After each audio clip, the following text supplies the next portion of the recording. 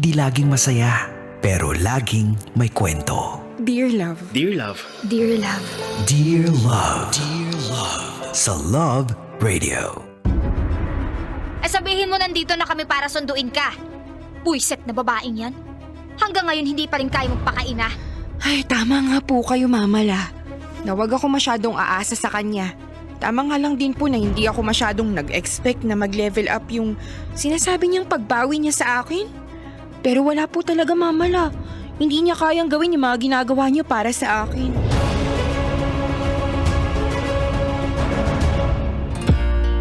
Kasama kakwentuhan at kadramahan nyo na po ang inyong uragong broski like super legit and all Konyo Bicolano.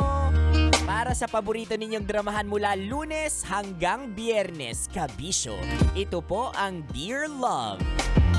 You heard it right mga kabisyo, it's Biyernes at mapapakinggan nyo pa rin ang drama natin dito sa Dear Love. Cause why not? Diba? Why not? Nako. Oy, shout out sa lahat ng mga nakatutok sa atin dyan. Nasa radyo man yan or online man kayo. Dahil tayo ay napapanood, napapakinggan din ng live sa lahat ng social media platforms mula sa TikTok, Facebook at YouTube ng Love Radio Manila. Oh, lakas natin Oy, pero mga kabisyo, alam ninyo, ang pagiging ina, mabanggit ko lang sa inyo, although ayoko maging ina, kasi una-una lalaki ako. Pero ako naniniwala ako na ang pagiging ina, kung minsan, hindi po yan nasusukat sa dugo.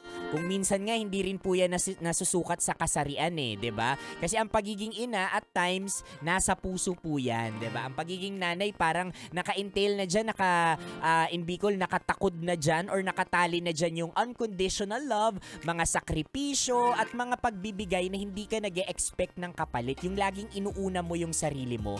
And with this kind of things, mga kabisyo, na meron ng isang nanay, kung minsan nakakalungkot man, pero nakikita at nararamdaman natin yung ganitong klaseng pagmamahal at aruga sa hindi pa natin kadugo. Aminin natin yan, 'di ba? Kaya nga may mga nag-uusbungan dito na na mamila. Yan. Lola mo siya pero mami mo, 'di ba? Kasi siya talaga yung nag-aruga sa iyo.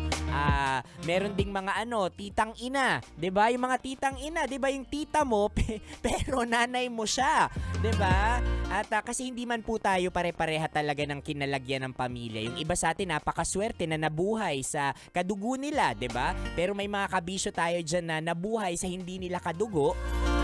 Pero I would say maswerte pa rin dahil higit pa sa kadugo yung naging turing ng pamilyang ito. Kaya shout out sa lahat ng mga nag-aruga dyan na hindi naman nila kadugo pero binigyan nila ng patas na pagmamahal at sobrang aruga na higit pa sa isang kadugo. Oh, unconditional love din yan, 'di ba?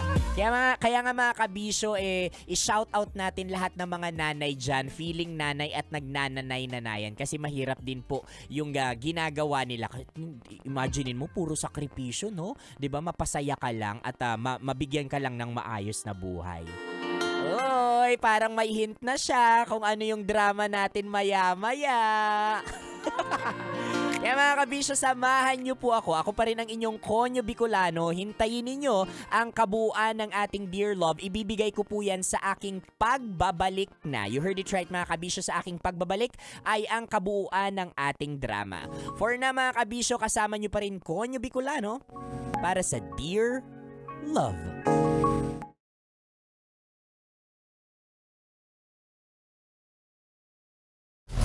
Metro's #1 Love Radio. Basic!